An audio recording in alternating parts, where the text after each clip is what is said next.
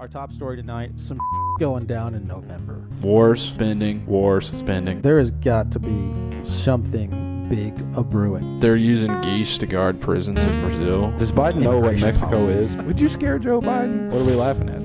I think Billy Mays was real. I'm a world-class skeptic. I don't know anything about Hunter Biden. I don't know who's big into cocaine and laptops. Why is that our problem? Complete, absolute incompetence. Like, who funds the news? It's a freaking inside job, man. That the entire world's a stage and everything's fake.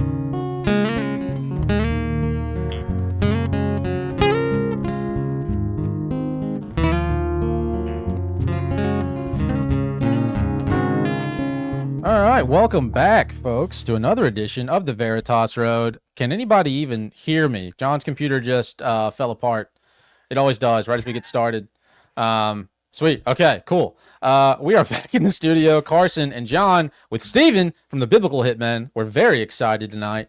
Yeah, Steven, how's it going? Let's get tell everybody where to find you, all the stuff. What's up, guys, man? It's good to be here, man. Thank you for the invite.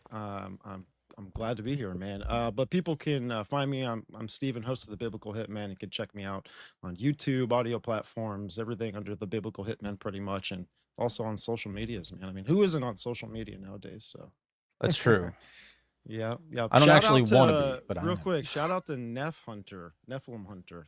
I saw him throw up some comments in the live chat. So Yeah. Yeah. Yeah, he's a legend.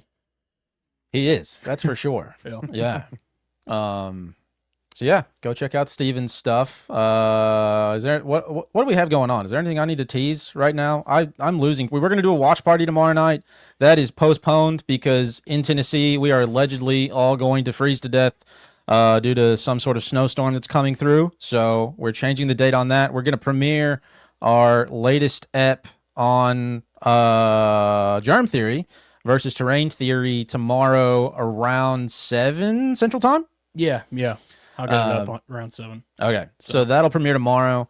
We're working on getting our stuff together to talk with Danny from the Rabbit Hole podcast. Excited about that. That should be fun.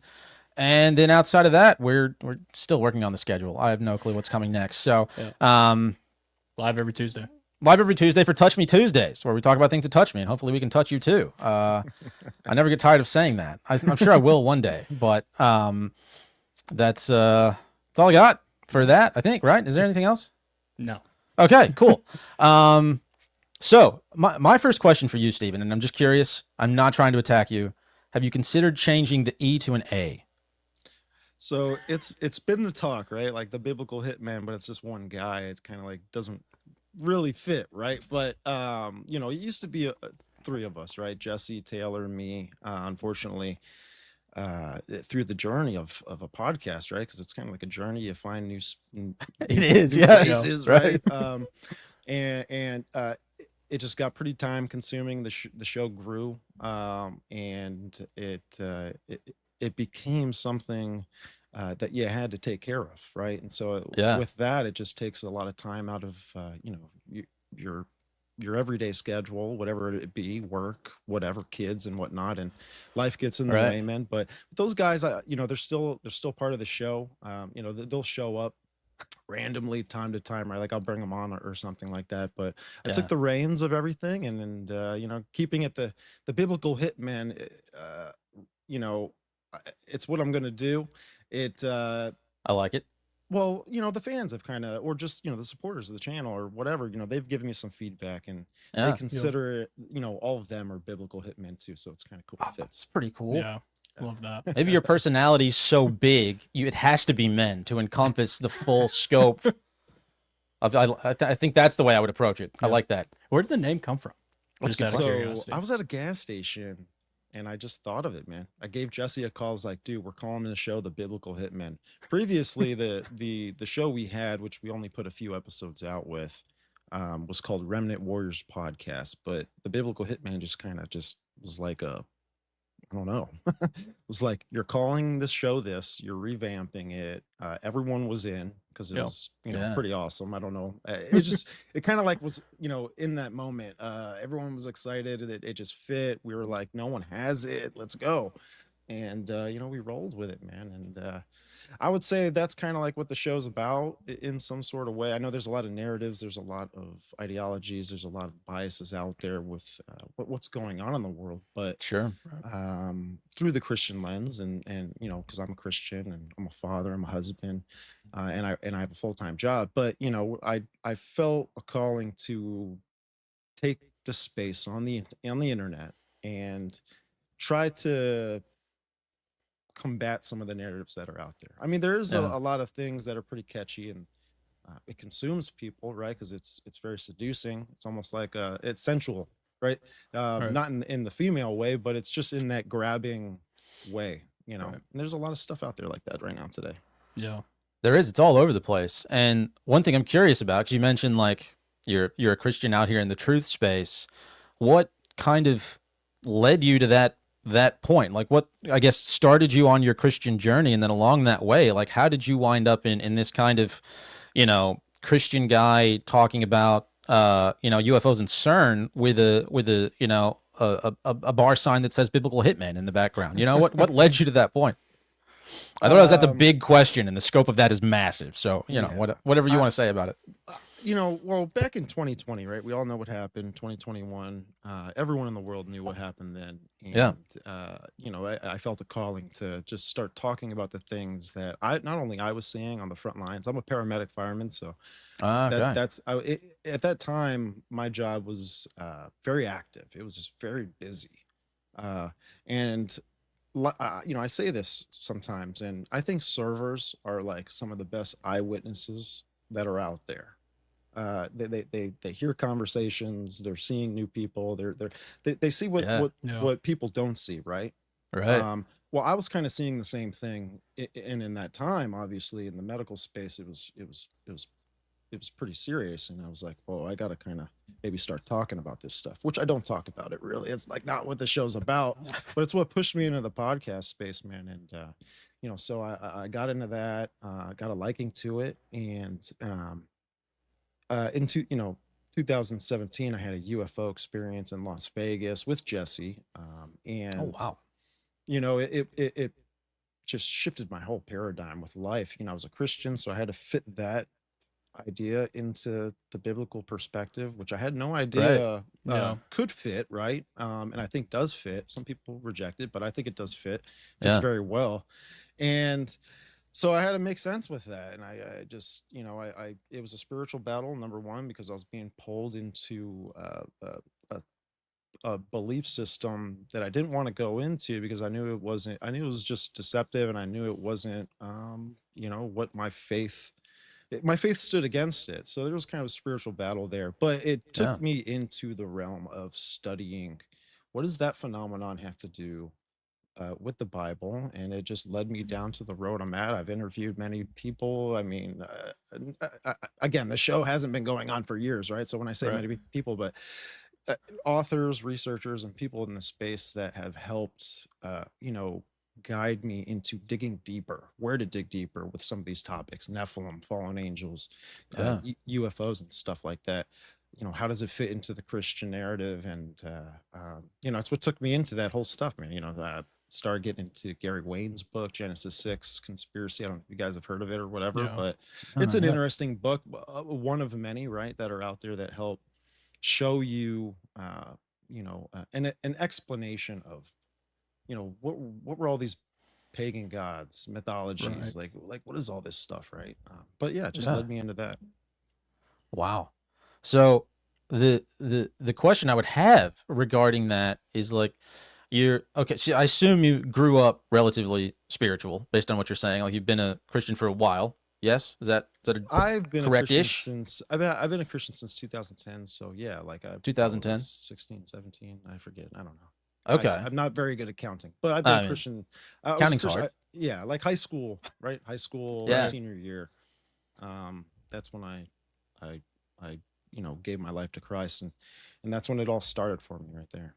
That's awesome. Which, like, the conspiracy space, like, started, you know, like Right. it was Yeah. 9/11 Around the same time. in that time, you know. Yeah. Around everyone was, you know, YouTube was getting popular because people were putting like very interesting videos, and that was the topic that a lot of people were getting into, you know. Today it's like people are getting into the fallen angels and these Right. these mythical gods and stuff. What is it? They're trying to fit it into our reality and all that kind of stuff. Yeah. So how did you? So you have this like spiritual worldview, right? And you go to Las Vegas, which I'm sure was a fun experience, and have this UFO experience that you're talking about. One of the things that I've noticed, especially in like, so we both come from like a super conservative, just well, Church of Christ. I don't know how familiar you are with Southern denominations, but we come from like super conservative Church of Christ culture. That a lot of those people, a lot of people, at least in our like spiritual religious space, seem to work as hard as they can to make their faith bend to what they consider to be the reality of science, and I say that in quotes.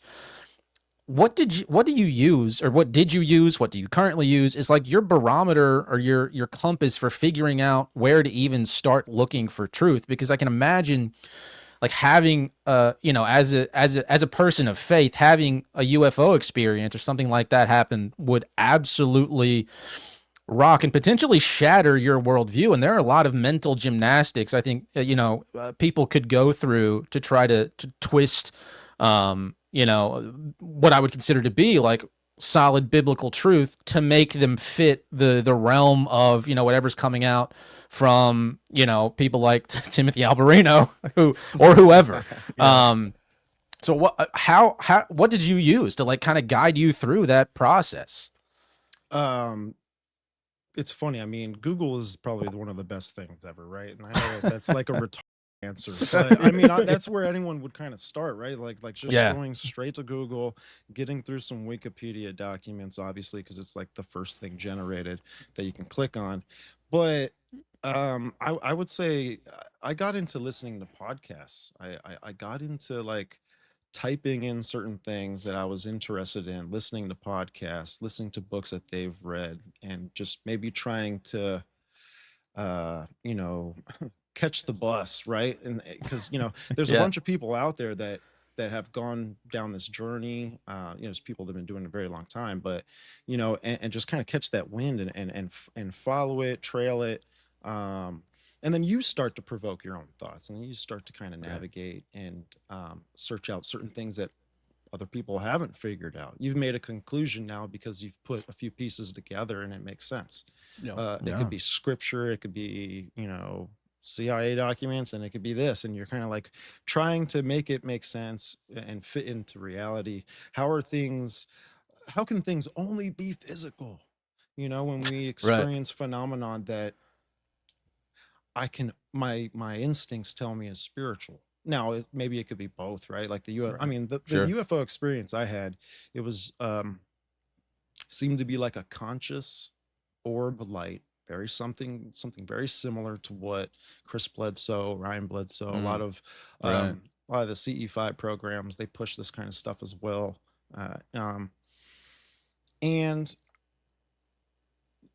I had to try and figure that out, and it was when I say conscious, right? So we're out in Calico Basin, which is just off of the east side in that Red Rock Canyon right there, outside of Vegas. It's probably 12 o'clock, 1 o'clock in the morning, right? It's Las Vegas. Okay. Sure. Had a wild It's time. really like yeah. Plus, I'm on vacation, and we're out there actually hiking in the mountain range. It's a pretty cool setting, man. I mean, the lights from Vegas are shining on the mountains. It gives you that light. Plus, you got the moonlight, and you got Black Hawk helicopters just chopping out the wind out there, which it makes it like a setting. You're like, oh, Yeah. dude, we're gonna see something, Right. right? And this was the time when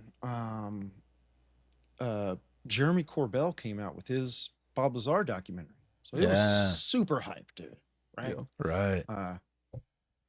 Christian guy, have no idea about the things that I know I'm going to come to research in the future, but I'm out there, and just a boom, light pops up, orb pops up right at the top of the mountain. We're going up the mountain. We see that it's clearly 40-50 feet above the mountain.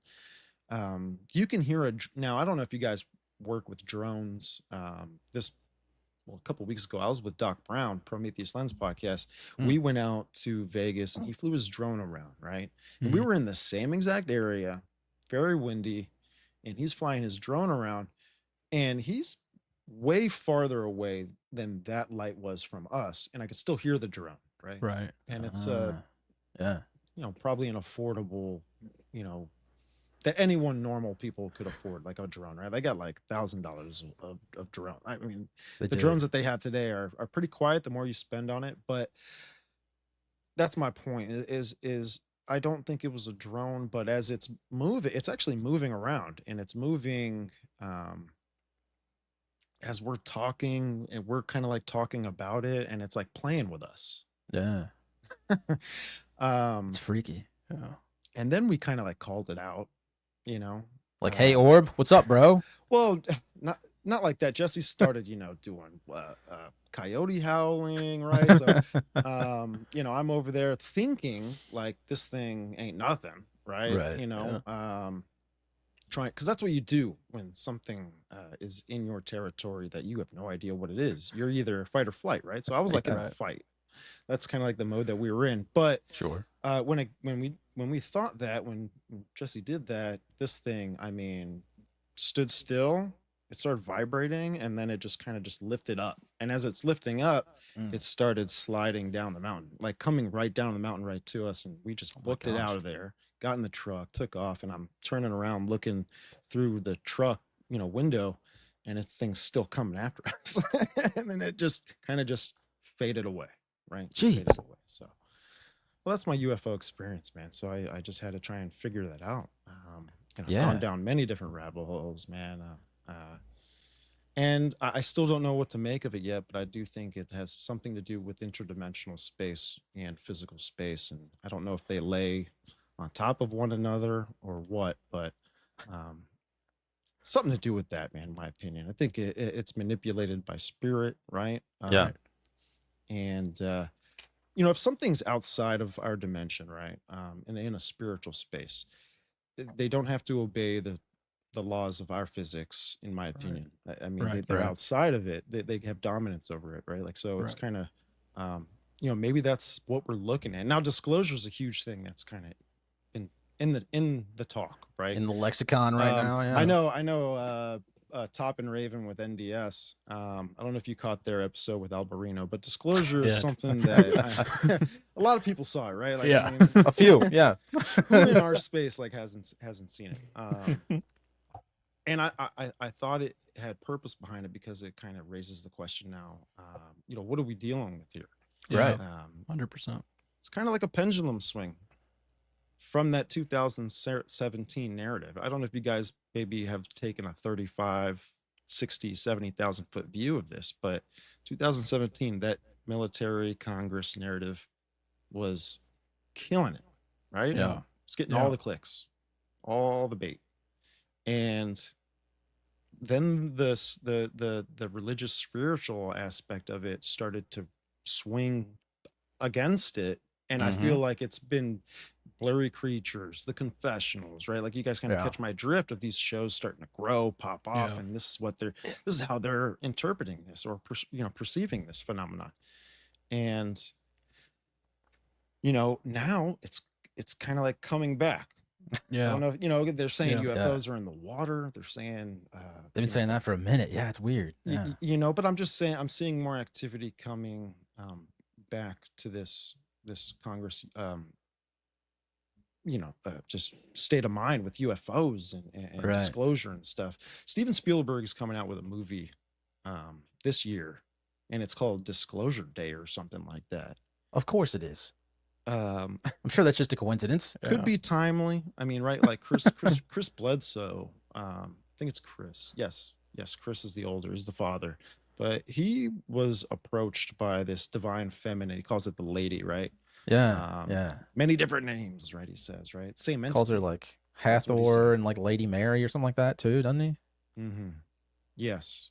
And these are divine feminine goddesses that have been throughout different cultures, right, different groups of people, and that's what these. I feel God is truth, and God is pretty straight up with certain things, and then the other side, fallen angels, demonic entities, Satan, right? Like that side of it. They thrive on on deception, but they want to twist a narrative so that you actually think you're believing in like what's true, you know. And it's Right. been going on Right. Yeah. with you know, I think changings of the Bible, how to perceive things and how to look at things. And The one of New these Age things, movement. Yeah, I felt prey yeah, to some New of Age, that. right? Yeah, yeah. I think one of the main things, man, is that the church today, at least they're not intact with that spiritual natural, that supernatural. I'm sorry, that supernatural look of the Bible. Yeah. So with the 100% there. pendulum, you know what I'm saying? So with Yeah, the pendulum absolutely. swing coming in, and Albert, and I have, you know, all respect for Alberino. This is a guy that's kind of created and helped influence, you know, what I do today, right? Like he Yeah. helped create the space. But what from his side, you know, I'm seeing this narrative come back again. So maybe it's both, man, because Bledsoe's talking about a divine feminine aspect of it, which leads to Gnosticism, leads to Sophia, leads to a further narrative in the future that will succumb to us needing Sophia to beat the demiurge, right? Like Right. if you take a step back, right, what I just kind of said right there, they make movies off of. They make tons of movies, man. Avengers movies, the Marvel movies. It's all wrapped up in a Gnostic view, which I tell people, you know, I think why it's happening right now. A lot of people are, you know, wooed by Gnosticism and all of this. I mean, who wouldn't be wooed with you know, theology that you have to break free from jail? Yeah. Right. You know what I'm Yeah. saying? Like it sounds It's good. very compelling. It's exceptionally compelling. Yeah. Yeah. And it's like the play to every Hollywood movie. Like it's very similar, and I think it appeals to our consciousness. I don't know if we're conditioned for it to appeal to our consciousness, like the way that Gnosticism kind of works, and the way that all these movies kind of, you know, pit the audience against some oppressive force, and you're like, hell yeah, I'm gonna.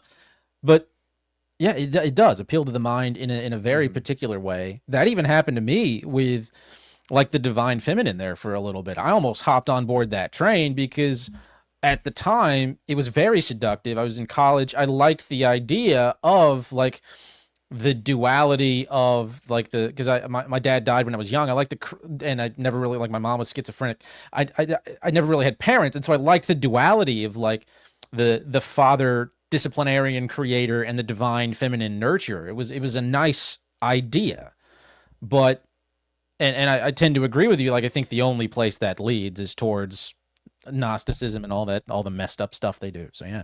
Yeah, well, stuff like that is a forever, it's a never-ending mystery. Right. Like that's why there's mystery schools. That's why there's elites. That's why there's degrees. That's why there's adepts. That's why there's these secrets. Because I feel the more that they retain the knowledge and keep it to themselves, they have authority, power, and all this other kind of stuff. Now, even occult knowledge. I mean, Yeah. And what you said about movies, man, I wrote a little note here, but it's like movies prepare, they prepare us for what we're going to adapt to. Like they That's a good condition us psychologically, Yeah. right? They prepare you what you're going to adapt to. That's just, we can see it play out in all the movies. We're like, what? This movie did this, and then this played out in real Right. life, and then Yeah. you know, and they do a lot of other things too, man, to see how we react to stuff, to scenarios. My buddy Ben Bumgarten, he's got End of the World news podcast, but he brought this to my attention, and they actually have this thing called the Sentient World Simulation, right? And it's where they have they have literally your data, which basically builds this profile of like a sim character, and it's involved in this, you know, very complex, you know, like diagram of algorithms that they can just like, it's a running city almost, and so they can do things and they can test things and they can see how people react. Which Jeez. I honestly think our phones know us a little better than we even know ourselves, right? It's just kind of like doesn't spy, but it you know, observes. yeah, it observes, and it just stores data, man, that we're feeding it Constantly. constantly, man. So, but you know, they run these scenarios through the sentient world simulation, and they have a better prediction for what the outcome is going to be if they do something, right? Yeah. Nefarious, right? That's like the whole Hegelian dialectic thing, right? Problem, Yeah. reaction, solution. Wow. This is how something gets advocated for by the public, so that really it's on you. Yeah. Right? It's the whole like social allowed it to contract type happen, yeah. thing. Yeah. Yeah, that spiritual contract. And if you get people to beg for it, well, we have no choice but to give it to them. That whole idea of like you have to buy into whatever spiritual negativity is coming from these people, and it works. It's worked on me, I'm sure, a million times. Yeah, I mean, gosh, it's a great point. I'd never heard of. You said it was like the sentient simulation or something like that. Sentient world simulation. Yeah. Is that like an actual thing? It's a real thing, man. Yeah. Oh my That's gosh. crazy. I forget. I think it's a college actually has it, and it's funded, government funded and all that kind of stuff. Of course. Gotta, I know a little of a lot, so some things I can't remember. I mean, that's fair. I'd never heard of that, but it makes a lot of rational sense because for at least observing behavior, I think you learn a lot more than being inside like the vessel that's creating the behavior, right? And so like sometimes it's difficult to, I don't know, like self-analyze, whereas I can look at somebody else and tell them exactly where they're being retarded. I might not see the self-retardation, that's going on. And so your phone probably does know you a lot better than you know yourself. And if it can gather that data en masse, what an easy way to predict the movement of mass populations. I don't know if you've read the Foundation trilogy by Isaac Asimov, but he was a science fiction writer, I think in the early 1900s, and he wrote a book called the Foundation trilogy, where he talks about how, I think I've talked about it on our show before, where they essentially come up with math to predict behavior, but the more people you got into a group, the better it worked, and the better you could figure out how to push these masses of people in one direction or another. And the whole book is centered on like the impending doom of this planet, which is essentially an empire. I liken it to America, and he sends this sect of people off to like this distant planet to create a foundation to like shorten the time frame of like destruction and desolation. And what they do in an effort to win over the masses is they create this religion, because the whole empire falls apart. Nobody has technology anymore. They create this religion based on science to control the masses.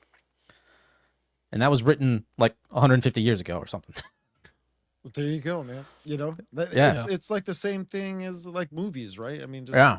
you'll get a little vision of what's going to happen in the future, like a television, and then Right. boom, 20, 30 years down the line, people don't, they're, people are very docile and ignorant today. I think people are actually the stupidest they've ever been in history. We come from like feels this like it. idea of like being cavemen and then evolution, and this is how we are today. Yeah.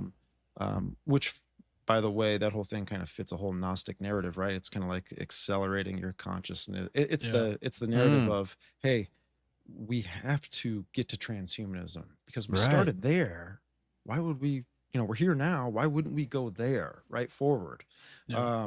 So, which I think transhumanism is something that's going to push possibly that religion. I mean, AI is something that I've been getting into. I had Courtney Turner on the show, and she gets into AI, and she made a good point. She's like, this thing, it can be a god if we allow it, but it's more like, hey, it's just processing information and all this kind of stuff. Which sure, Yeah. but if you get that and you put it in the occult's hands, now what? Now what's the what's the probability? What's the end game? Yeah, like Yeah. what's going on? What can happen here, right? Yeah. And I think the occult, which is right, is a hidden knowledge, Latin term, and all this kind of stuff. But I think it's a hidden science. It's a hidden metaphysical science. I don't condone for the occult. Some people play with it, right? Ooh. But I don't. I think it's it's something that was not for us, right? If it Yeah. was for Christians, or at least people with my perspective, we'd all be in the space doing it. Plus, I think the Bible talks pretty clearly about things that we should stay away from. Yeah. But one thing that I always go and I look back at, right? Like we all kind of like know the story of Moses, right? Mhm. His relationship with Egypt, leaving and coming back again, and him and Aaron approach Pharaoh, right? They approach Pharaoh, and Moses is like, let these people go, bro. I'm telling you, bro. Like, let them go. Yeah. And doesn't happen. Well, Moses casted his staff on the ground, turns into a snake. Well, the Pharaoh had magi's. I forget their names, but they casted their staffs down as well, and it also turned into a snake. So that's incredible power, in my opinion. That's a science that I have, you know, I have no idea where it even starts, right? Yeah. Which is why I think that kind of information is kept secret through adepts and through these levels in the systems that they have.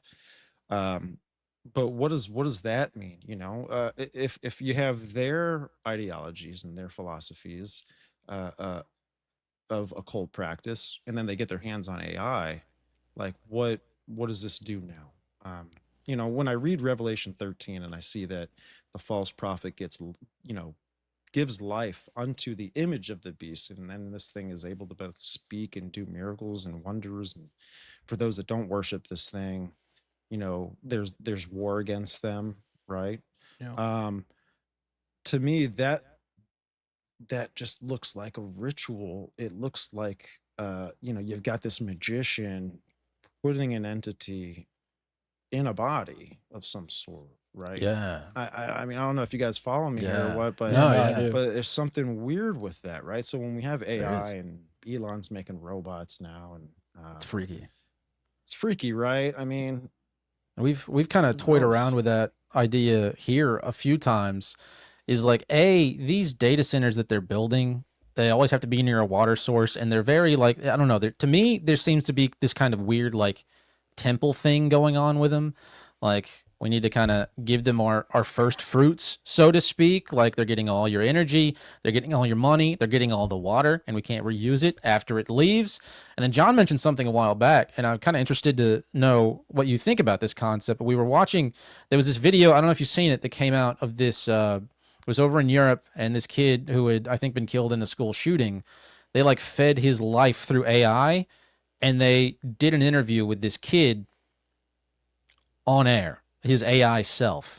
And John posed the question, like, when you're interacting with that, could it potentially be some kind of like demonic entity that is essentially embodying the thing past like all the ones and zeros and binary that's, coding the program?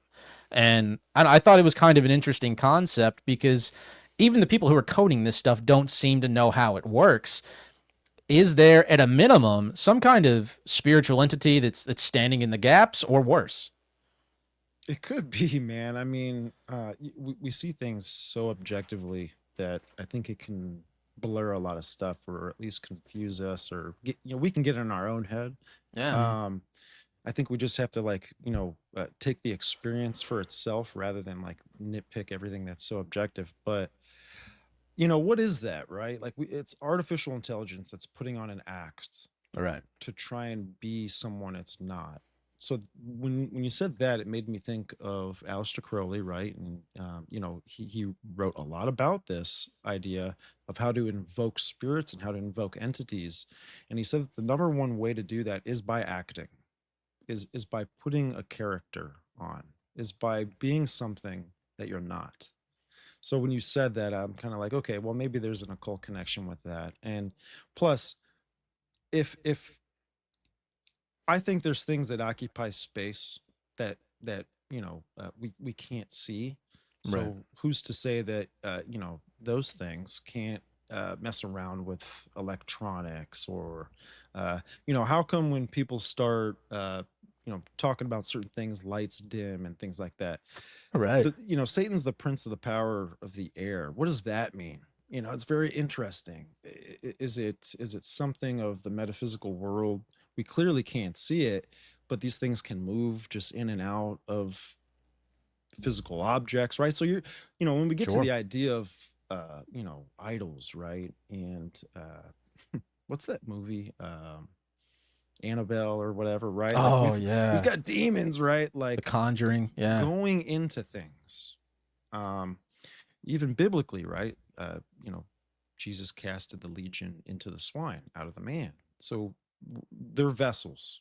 Yeah. And I'm just making some of these connections that maybe AI is something that can be possessed.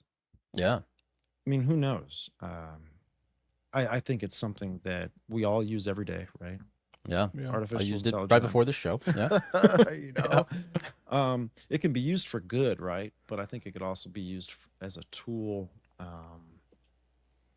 that fits an agenda against God, if that makes sense, man. I don't know. Yeah, 100% makes sense. And it's like I've kind of posed the idea that like the whole religion of institutional science, from my perspective, it's kind of looking for a deity, if that makes sense. It seems to be looking for a deity, and AI might be one of the things that fit that, but it might be coming from the disclosure narrative as well, because it's like their deity right now is the like ethereal universe, in my opinion, is crap and it makes no sense.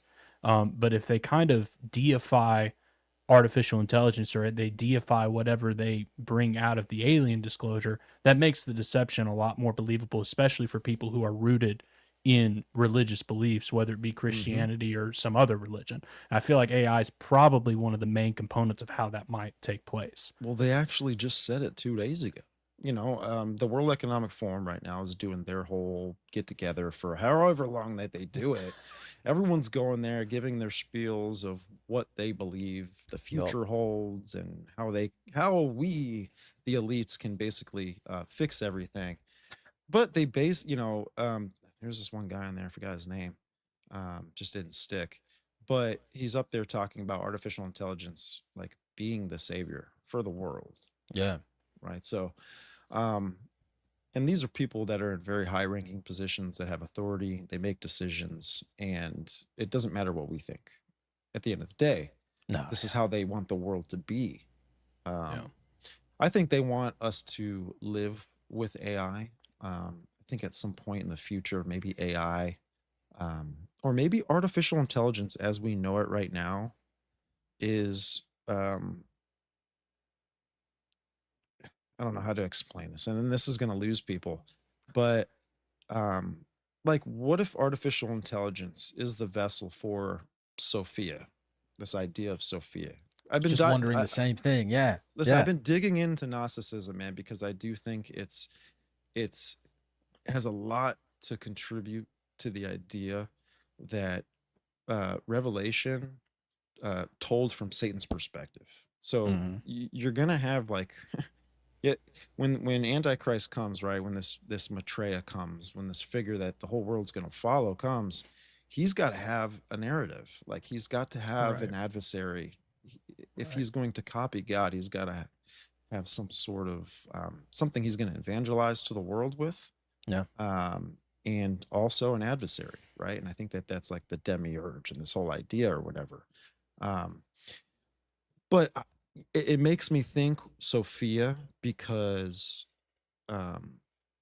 you know, what's his name? Nikola Tesla was a very smart man, very renowned scientist, physicist, but was an occultist. Mhm. People kind of like don't include that in his story. Right. And he was experimenting with universal energy, right? Yeah. And remember that word universal, right? There's some connections with the Catholic Church, right? Because it kind of means universal. Also, you have the idea of like this Christ consciousness, another universal term. And plus, the world's kind of being pushed with this narrative of interconnectedness, right? Like They are. hive Yeah, mind, it's a big right? thing. Like we've all kind of Yeah. heard this kind of stuff. Yeah. And so, anyways, I think anyway, Tesla was working on this energy, and he was also a divine feminine advocate. he was someone that wrote a lot about the divine feminine. He was Mhm. actually, I think he worshiped the divine feminine. I think he was actually interacting with this figure, and he wrote something called Queen Bee. And he's like, this is how society needs to be in the future, is exactly how, like, a queen runs its hive, right? It's ran by the divine feminine queen. Yeah. Um, there's balance throughout the hive, right?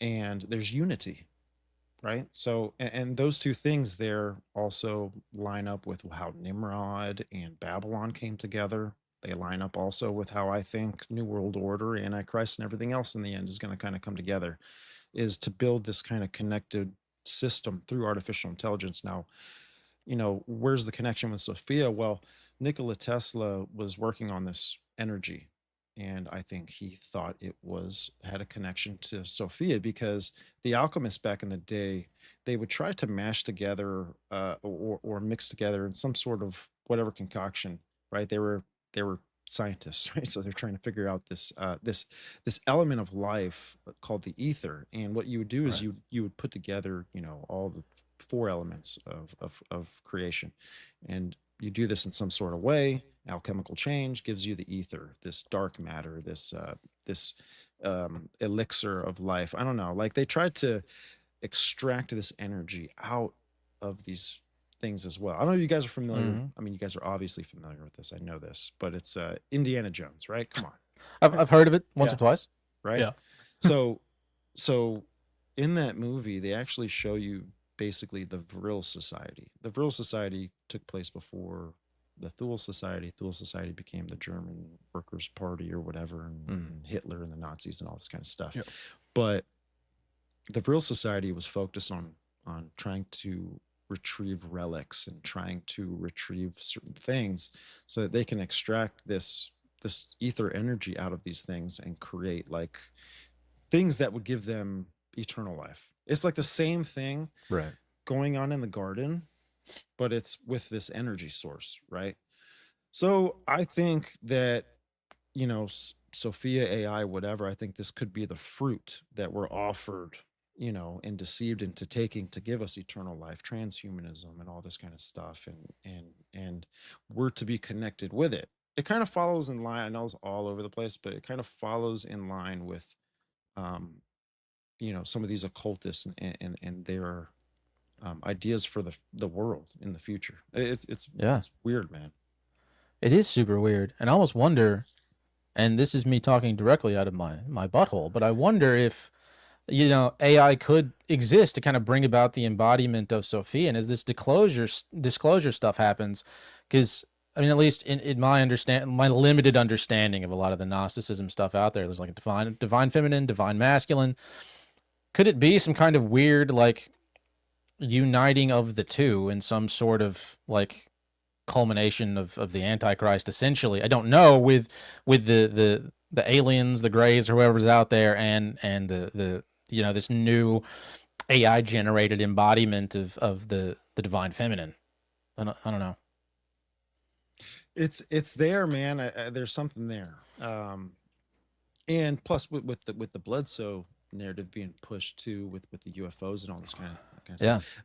Yeah. One thing that people may not know about Gnosticism, but Sophia is supposed to be like that intermediary to help you defeat the enemy, by being that connector of the spiritual and the physical, right?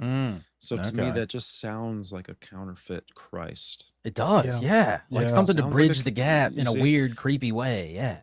Right. It's Satan's perspective of Yeah. of everything, and what more blasphemous, or how it's Yeah. super blasphemous to kind of claim that God is a woman, right?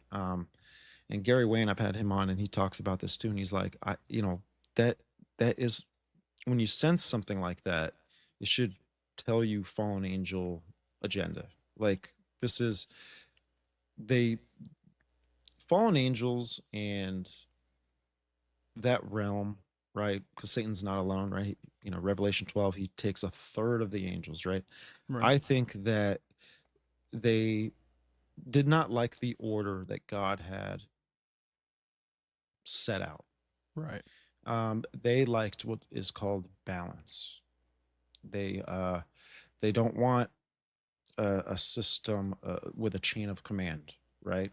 Because then you kind of have to like work hard and promote through the system, right? And then they just want it's like it's so funny because in it's like socialism. It's like just everyone gets this is balance, right? And these are two characteristics to pick up something that may be connected to Satan's agenda. It's either if you hear something that is like about balance and unity, both, and if you hear both of those things, just know that I don't think the road is going to, I don't think it's the yellow brick road, dude, going, to wherever. But because that's what's going to bring together,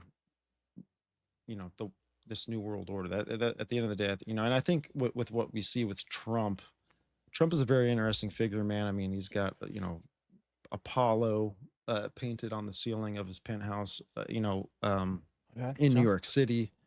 But he's got so many weird connections. And he just created something called the Board of Peace. Oh, you yeah. guys see this? Yeah. We're trying to raise $1 billion to get on that board. Yeah, we're very excited. It's $1 billion to get on the board. Yeah. Oh you my can goodness. give It $1 billion. It has an entrance fee. Yeah. So you can buy a seat on the Board of Peace. Yeah. Well, this caught my attention, man. It was something, and I just found out about it the other day. But I mean, what are your guys' thoughts with that? Is like the whole thing that you just kind of described going into the board piece is interesting to me. I'm reading through Michael Heiser's The Unseen Realm right now. I'm about a quarter of the way through it. But one of the points that he made that I thought was super profound is this idea that kind of the whole deception is that they're trying to imitate Eden, right? That's what you kind of see when they're trying to like push utopia and like push this idea of togetherness and this idea of kind of balance and peace, right? Is they're trying to imitate Eden because that's what humanity had in Eden, right? And they're trying to pervert that, and they're trying to sell you that you're going back to Eden when you're not. And it's, with the whole Trump Board of Peace thing, it's they're just, again, they're trying to sell that false idea of going back to Eden. And that's the deception. That's a great point, man. I watched a movie a couple weeks ago. It's called Together. It's with James or whatever Franco. Whichever one. They're interchangeable. Yeah, they're gay. Anyways, They are gay. my wife is attracted to one of them. Sucks. Anyways, We all have crosses we have to bear, It's funny. Well, the movie, it's about him and his wife, and they go to this or they have to move to this location. His wife relocated to get a different job. She starts at this job and has a conversation with her new boss. She's like, "Yeah, I live here." He's like, "Oh, wow, there's a great place to go hike." Right? And he's like, "It'll help your marriage." So she goes, gets Franco. They go hike in this area. They fall into a cave. It's got a satanic pool there or something. I don't know. He drank the water. I said, don't drink the water. He drank the water. Anyways, it's a black goo water, which there's a lot of symbolism with the black goo. And I've got some stupid theories on it, but it connects to kind of like Gnosticism and all this kind of stuff.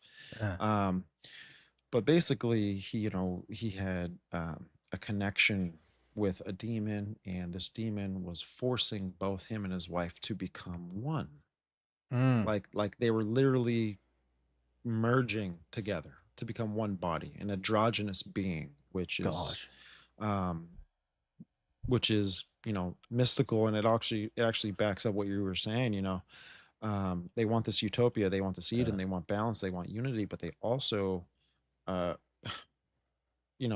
want balance so much that, listen, you can see it in the culture today, right? Like there's confusion of genders. Like, what's going on here?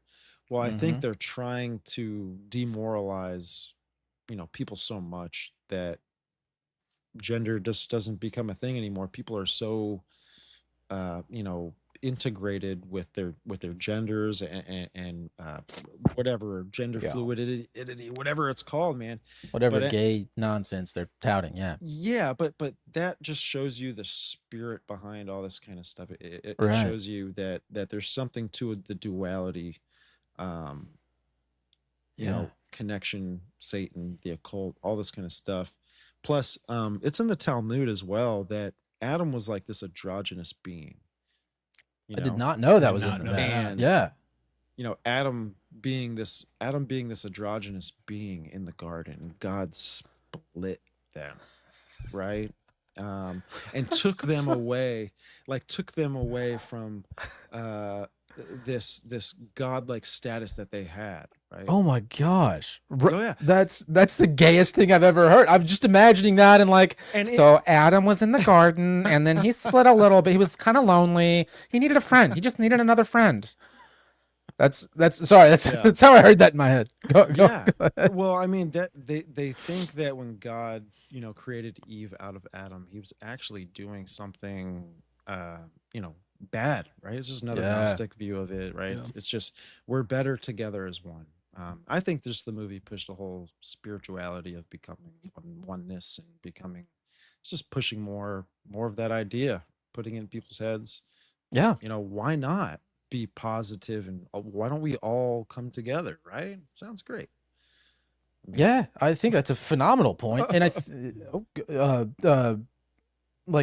one of the things that I think with all the weird like utopias they're trying to push, because they constantly are these weird like dystopian narratives, and they all kind of go hand in hand with the idea of unity, right? Everybody's going to be the same and we're all going to be friends and we're all going to hold hands and frolic and it's going to be fantastic. But what I think is at the end of that is the problem is it's compulsory. And whenever something like that is compulsory, we wind up with a whole mess of issues, not to mention like the weird satanic merging of the sexes, all the fat, like that's obviously problematic. But I think the whole idea of like a genuine, what I would consider to be like a genuine spiritual utopia, is it's not compulsory. It's all based on the idea of like just the presence of the creator and the order that automatically, there's nothing to bring back to order. There's already order in the idea of creation. And this sick, twisted idea of we need to impose this upon you because you're, you know, gross, because you're profane is, I think, one of the easier ways to recognize even some of those utopian ideas that sound nice, if that tracks. Dude, I think they're getting some of this stuff. You know, it's so funny, man. We've all seen Joe Rogan, right? Obviously. Probably why we all have podcasts. Probably. Probably. You know what I'm saying? That's a fair. I don't like to admit that. Like that makes me feel gross and a little gay. Sign up for BetterHelp or whatever. Yeah, it makes me. Yeah, but you're right. Well, Alex Jones was on his show. It was one of the first. I remember he was wearing like a NASA shirt, right? Yeah, I we watched went both on a of those huge Alex rant. Jones episodes in one Yeah. weekend and drank like 3 bottles of wine. It was bad. Yeah, it was a rough weekend Oh, for me. that'd been pretty awesome. Anyways, but you know, Alex Jones is on there. And he's like, you know, they're the elites. They're connecting. They're taking DMT and drugs, and they're connecting to these entities in Right. these interdimensional realms, and they're getting information, and they're coming back here, and they're doing what the agenda they've been given from these things. Right. So Yeah. when I was digging and studying and researching the Raelian cult, I don't know if you guys are familiar with it, but it was established by a guy who was given the name Rael by entities that abducted him, took him, you know, for a vacation to their planet, which he loved, and came back and was basically evangelizing to us. Is he what French? They told him. He's French, yes. Okay, I've heard of that. Yeah. Yeah, so Claude Volrion or something. I don't know. It's a super French last name. But, you know, he was supposedly, right, alleged abducted out of a crater in the, you know, central France, was told to bring a Bible with him, and these entities reinterpreted the whole entire Bible to him. Oh, geez. With a complete Gnostic twist on everything, which kind of like at this point, man, if you've been studying this stuff, you've been down the road this long, you have to see it's very obvious. It comes down to two things, man. It's like it's the Bible and Christ versus like just everything Gnostic, dude. It's just Yeah. different titles, right? There's different companies or businesses. Gnostic, they're all Gnostic. Just kind of get that whole idea. Oh shit, I forgot where I was going with this. What was I getting into? Oh, Rael. So he gets a Bible, gets abducted, goes out there. And they're basically telling him that, the world has to come to this acceleration of the certain state of consciousness before they can reveal themselves to us.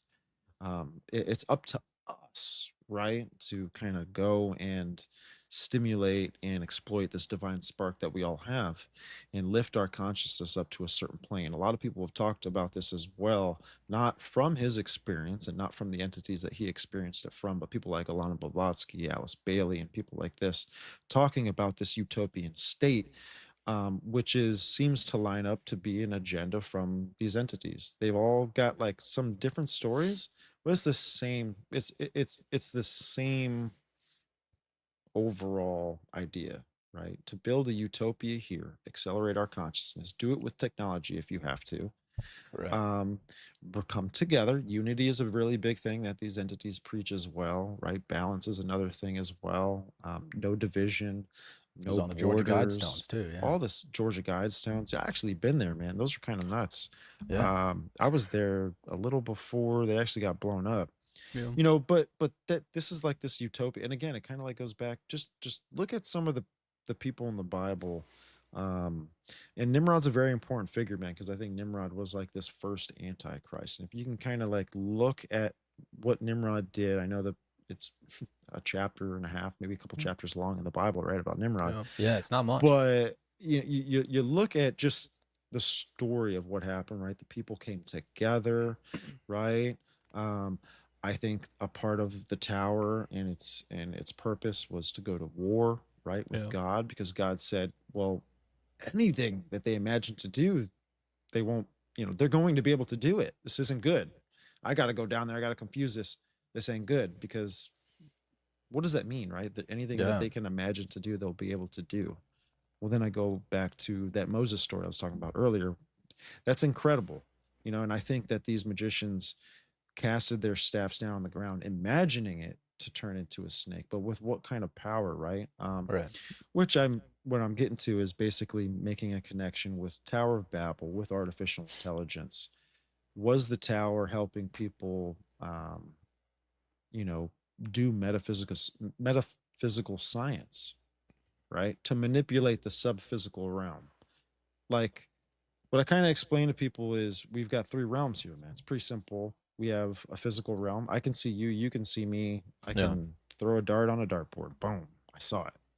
Well, I need things in the physical realm to see the subphysical realm. I need a microscope. I need I can't see red blood cells, right? Microorganisms, whatever. Sure. Metaphysical world, we can't see it. And there's a threshold in between that subphysical and that metaphysical, right? But you can use the metaphysical to manipulate the subphysical.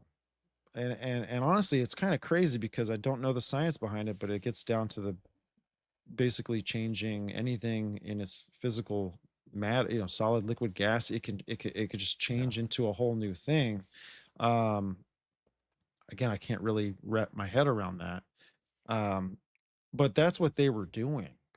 These magicians, and these were in Egypt with pyramids. And I think that the pyramid has a lot of connections with the tower.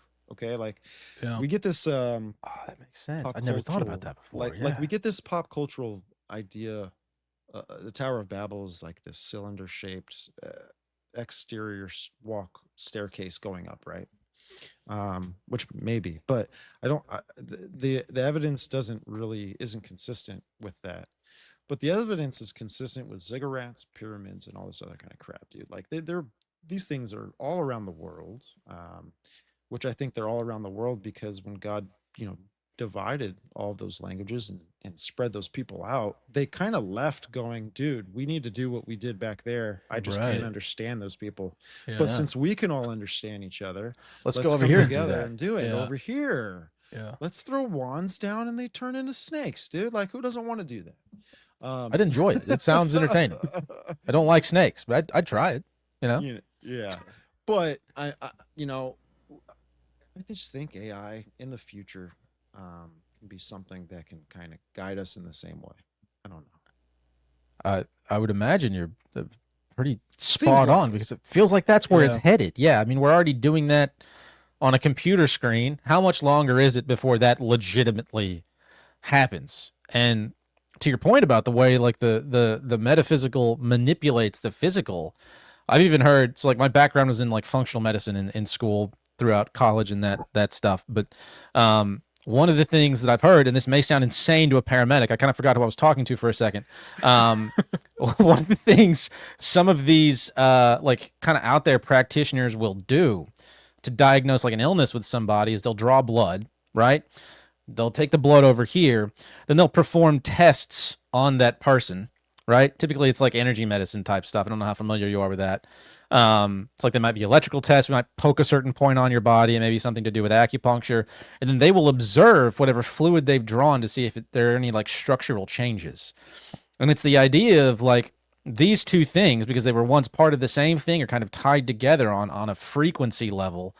And I mean, after a while, obviously, like those blood cells will die, and then we can't observe any change in them anymore. But like that is a practice that has at least appeared in some circles to bear fruit concerning like people's chronic like health and wellness is concerned.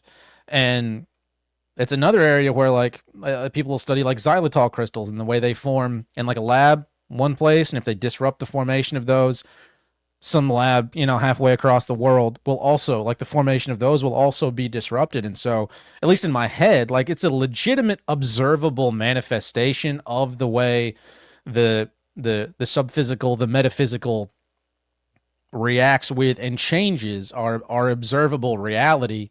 And so I swore I wasn't going to get into this, but to me, it's almost like transcending from like the spiritual plane into the physical plane, and the way those are separated does seem like very strange to me, because I personally don't really seem to observe any kind of like demonic or angelic presences ever. Maybe I'm vibrating on the wrong frequency, I don't know, but those changes are obviously observable, and I see those as coming from a very spiritual place. I don't know what y'all's thoughts on that are. I think it's, yeah.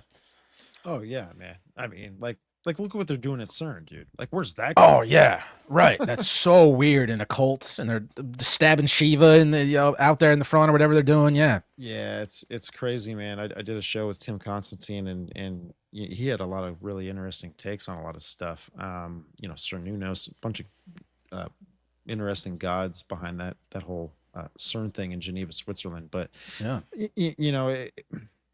we're just curious. Like, humans are curious, man. And Yeah. CERN, they're so curious. They're actually at the speed of light, almost the speed of light, colliding particles together and smashing them together. And as they're exploding and breaking up into pieces, they're trying to figure out like what's inside it, right?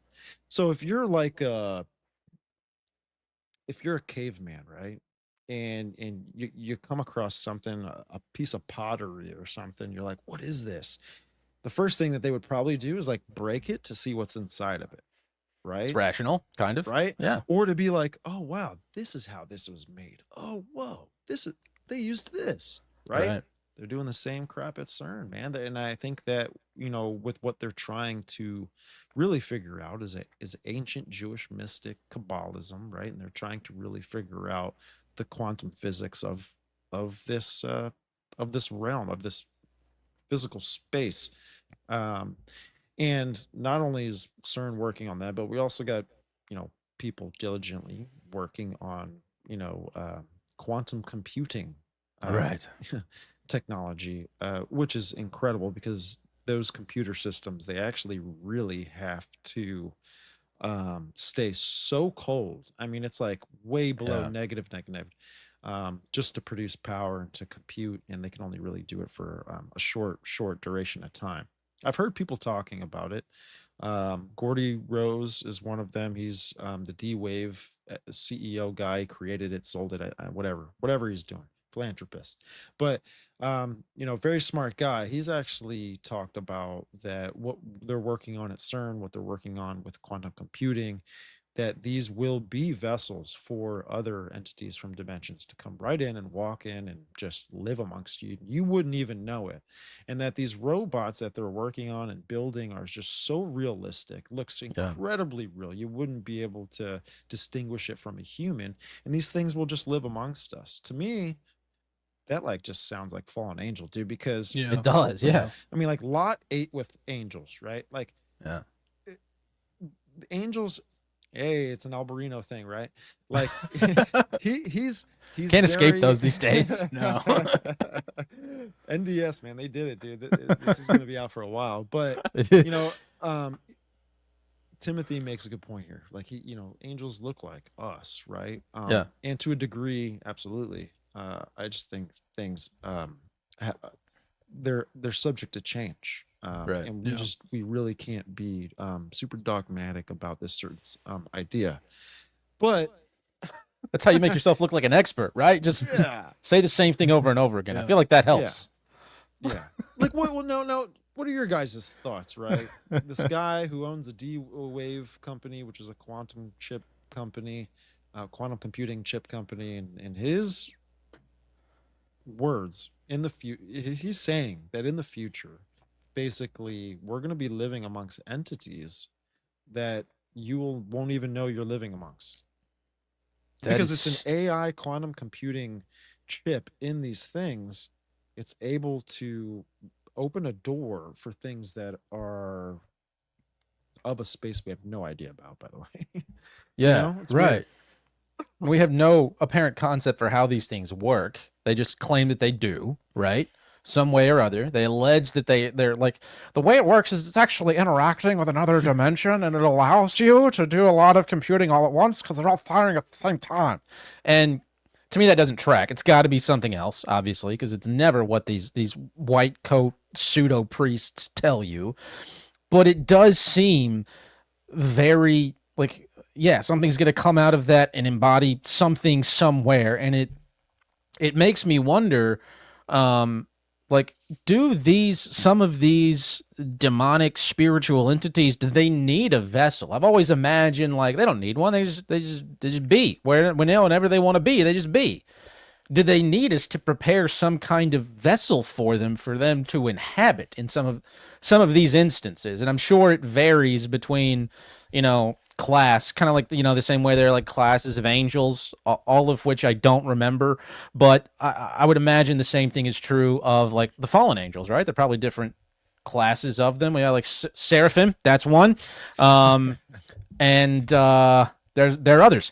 So I would wonder if some of them kind of need a vessel to inhabit, or I think but I don't know. That would be my best guess. Man. I think they crave it. I would say that because it's if you take the idea of what demons are, is that they're, unclean, disembodied spirits of the Nephilim, most killed after the flood. Is they had flesh and blood, and it was taken from them because they weren't supposed to have it, and they crave to get that back. And that's probably the biggest motivating factor behind that, is just trying to get a body to inhabit. Because it was taken from them, and that's why demons, they try to possess as much as they can. So yeah, that tracks. That's crazy. That's absolutely crazy. Look at when Christ casted out the legion, right? He was about to cast them out, but they were like, "Oh my goodness, don't cast us out." Yeah, can we at least have pigs. The pigs? I'd rather jump into the ocean and die. Yeah. That is an odd Sophie's choice. That's an odd dichotomy. Yeah. Yeah. It's never occurred to me that way. The way they must crave some kind of embodiment, because at least in the religious spiritual tradition I come, people don't talk about that. We glance over the whole idea of it's a short passage in the Bible of Nimrod and what in the world. He was a mighty warrior before the Lord, and now it means people are retarded Like that's the most we get out in any one setting about Nimrod, right? Or like the story of Genesis 6, like in Moses, or not Moses, Noah, and you know and even like discussions of some of these alleged biblical texts, which is something I'd actually like to ask you both about. Like a lot of that is glossed over and not discussed, but it is very odd the way they seem to crave physical like presence, and so to me. And this is me just playing into this Alberino nonsense. I can't get away from it. But it seems to be almost like a proof of there being some kind of legitimate separation or veil, if you want to use like very biblical terminology, between our like physical raw presence, if you will, and the spiritual. It seems like there is some kind of fundamental break between the two. Not that there's nothing that can bridge the gap, but there does seem to be some kind of functional separation looking at it through that lens to me.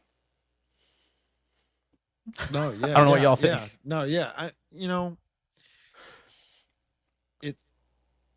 It's funny because I forget, I think it's in Jude, right? So it says that the fallen angels did not keep their first estate, right?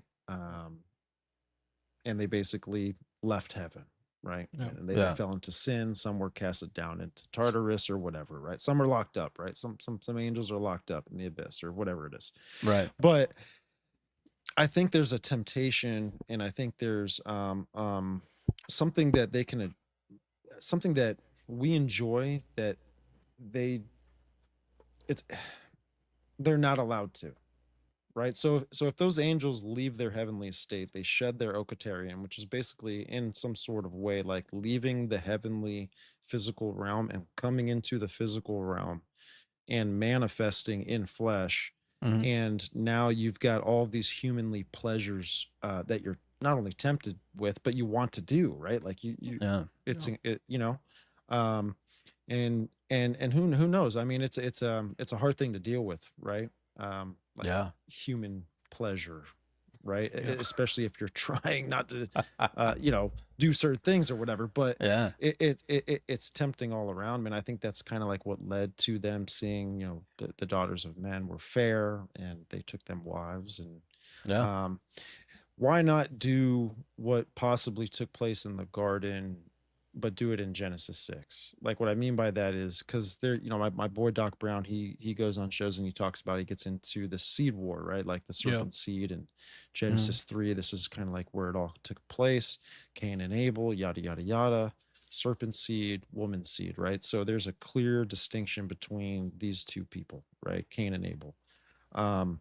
But there is a side of it, and it's supported that this was the seed of the serpent, like literal seed of the serpent. So if Right. anything, in Genesis 3 we have like the first incursion, even before Genesis 6. Right. Yeah. Fallen angels in Genesis 6 are like, hey, That looked pretty good. Cain killed Abel, I thought it was over, but now Seth's here, so we got to come down and we got to disrupt this bloodline here because Christ Right. is coming through it. So our time is short. Let's act. Let's work. And I think that that's what they did. I think there was a big agreement behind it. And I think that that's kind of like just where we get our pantheons today. And they're all paralleled, and they line up pretty good. Some things change. Some minor details change with certain things. Names change. But at the end of the day, it just seems like this is what a very old ancient world believed in. Right. And who knows what the world exactly was like before the flood, because I do think after the flood, I mean, it was wiped out, man. I mean, it's like roadkill. Right. But I think that's why we see the cultures and the civilizations have everything set up the way they do. And I think maybe, in the times of Revelation or the future, this is all going to circle back around, what's the world, do you think, I'll ask you guys this question, do you think the world is kind of like prepared to accept paganism again? It feels like it. One of the things that shocked me, I feel like we've talked about this before, maybe off air, but the way that weird neo-paganism is starting to experience a resurgence very publicly in some cases. Like I see people even on social media, the few times I get on there, like talking about like this is what it means to be pagan.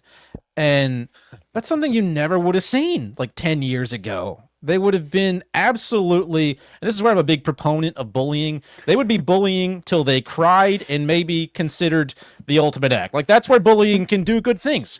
And so I see that, and I find it concerning because it's the open brazenness of the acceptance of what I would consider to be like worship of unclean spirits at its very core, that appears to be experiencing like this age nouveau type movement now to me. Yeah, and we had like a weird personal experience with this. Like what, 6 or 8 months ago, we went to eat after doing a recording, and we were talking with the waitress at Waffle House, and she was talking about how she was like into the worship of all of these old gods. Oh yeah, I Remember that forgot about that. conversation? Yeah, that's what we never saw Yeah. her And again. we never saw her again, but it was just like Yeah. we were in like the Bible Belt South, and she was just kind of openly talking about how she was like into all of these different kind of pagan religions. Yeah. It was an interesting conversation, but it just blew my mind because it's like that would not have happened, 10 years ago. Right. Yeah. Wow. All at a Waffle House. All at a Waffle, At a Waffle House. House. Yeah. Great food. Great food. Was there Great not too food. long ago? Even better people. Oh yeah. Yeah. Yeah. Yeah. I get the jalapenos and the hash brown. I get the, Oh yeah. just do whatever you want to Yeah. It's make You it know? sloppy, make it dirty. it. It's Waffle House. Yeah. Yeah. There's always someone missing a tooth that works there. I don't know why. I feel like it's very Always important someone to missing the a tooth. Waffle House brand. If I walk in and somebody is not missing a tooth, I will walk out. That makes me uncomfortable. I Right. feel like that's a Yeah. problem. Yeah. Yeah. And it's old ladies at IHOP. Old ladies at Yes. Yeah. IHOP. Old lady servers. You're like, dude, why are you working? How do you still Why? move? Yeah. You look aggressively arthritic. Be home with your grandchildren. You've got 8 tables. Yes. And you've been smoking a menthol this whole time. How have you managed that? It's wild. It's funny, man. Yeah. Yeah. Well, I mean, just with this idea that we're talking about, I think it kind of circles back around to these things that want to, possibly possess AI and whatever that's going to look like, robots or whatever. And now we have maybe, I mean, like going back to what Gordy Rose was talking about these artificial intelligent robots. I mean, he said that they would figure out the world's biggest problem in a second. Yeah. And figure out a solution to it and figure out, and like, Yeah. these could be something that we worship as a god. Who feel like knows we're what halfway there that's gonna- already, that's going to look like. Yeah. And who knows, what if they get integrated with society so much that the AI gives us permission to do things, which is coming, by the way. And I've done some research on this topic, and it sucks, man, because it's slightly Yeah. depressing, but who cares? I mean, things that got to get talked about, man, because I think it's Yeah. a grid that they do want to set up to where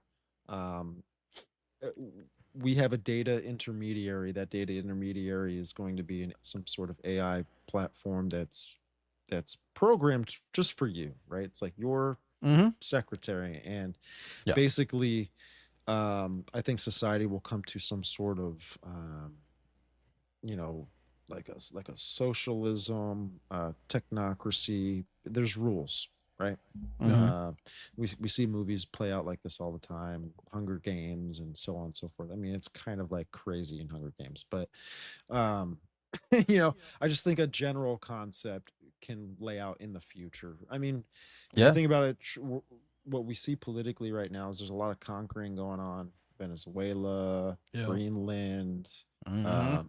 the Technate map of 1943 is starting to come out in the media space a little bit, which is basically a map of what Trump is doing. Yet it was talked about in 1943, and it was produced. Weird by, how I it comes think back was, around. Yeah.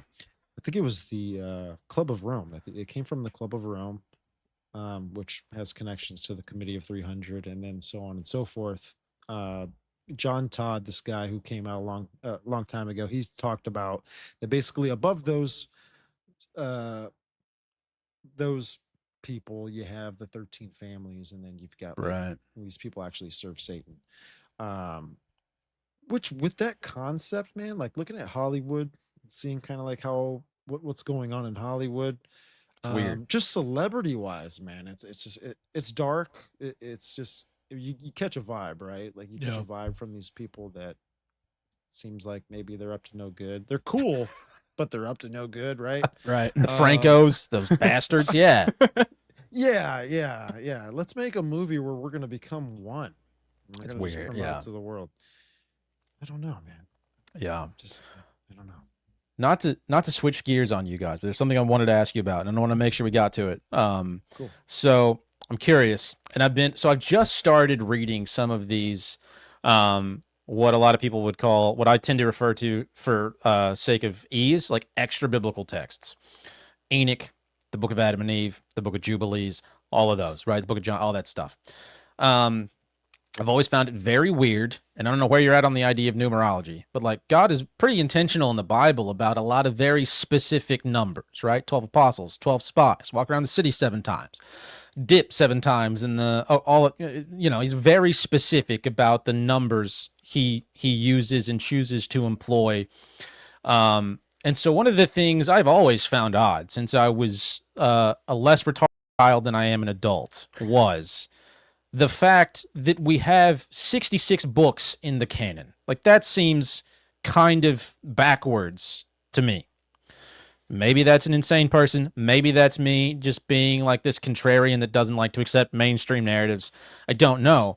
But I've heard people always talk about, like, the Book of Enoch's a good example. I think the nice scientific word is, what is it? Pseudoepigraphical, something like that. Yeah. What are y'all's thoughts on the idea of, like, is there a genuine inspired collection of, I think it's strange, 66 books? Like, we're one number short of the beast, or not? Because the terminology we use surrounding things that we consider to be inspired and things that we don't, for me, like, because reading even like the Book of Enoch the first time was like eye-opening to me from a spiritual perspective.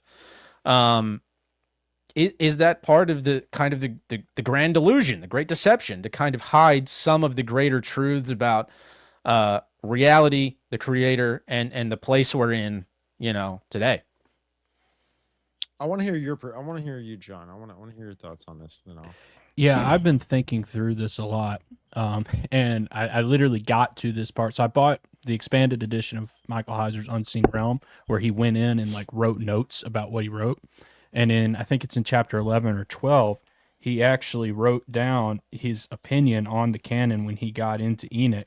And he basically said that, especially the people who debate is like, should Enoch be a part of the canon or not, it's kind of pointless because it's incredibly obvious that Enoch influenced the worldview of the biblical writers. Peter referenced it in his letter, Jude referenced it in his letter.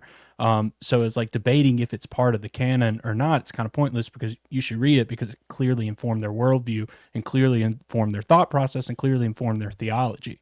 And I wrote down in my notes, because I've been, writing a bunch of notes as I go through this book. I wrote down, it's almost like he's saying, it's like, to a degree, there's not really maybe much of a point of the biblical canon as we think of it, and just let Scripture speak for itself and the Holy Spirit speak for itself in the words of the text. And I thought that was an interesting idea, and something I'm still working through. That makes sense. But it was an interesting thought.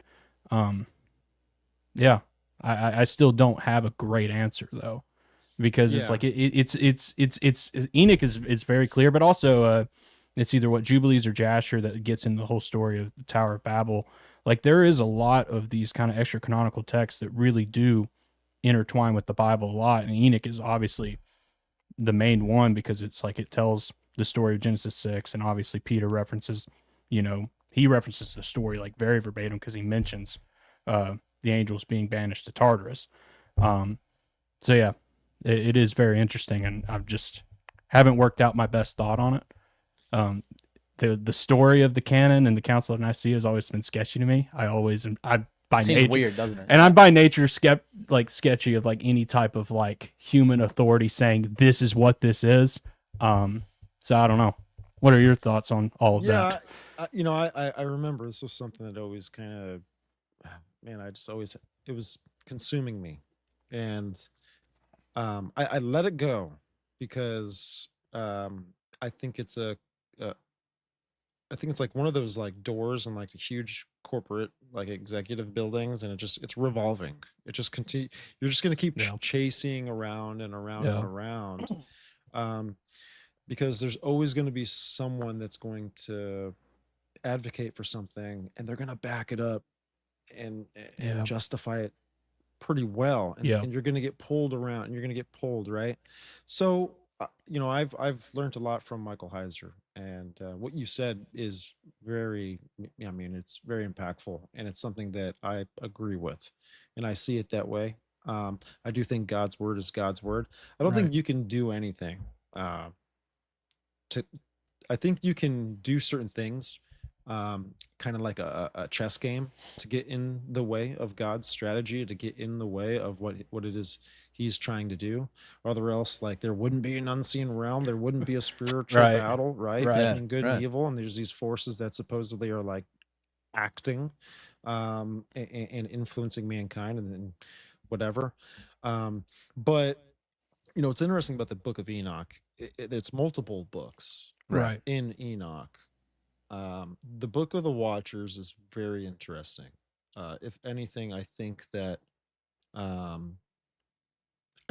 there's some important information in there to help articulate things that, areas that are like gaps within the Bible, right?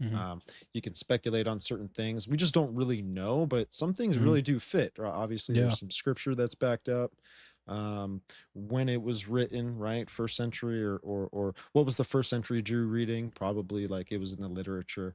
Michael Heiser has a really good look at it. He doesn't believe it was inspired scripture, but it can still be literature. It can still be some. It's kind of like I think Bible is Bible, right? It's Bible to me, but I can still go read like an encyclopedia. I can still go or I can still go read a history book of the first century, temple or whatever, and like it can line up with some things in the Bible, right? So there's two different sources that you can get information from.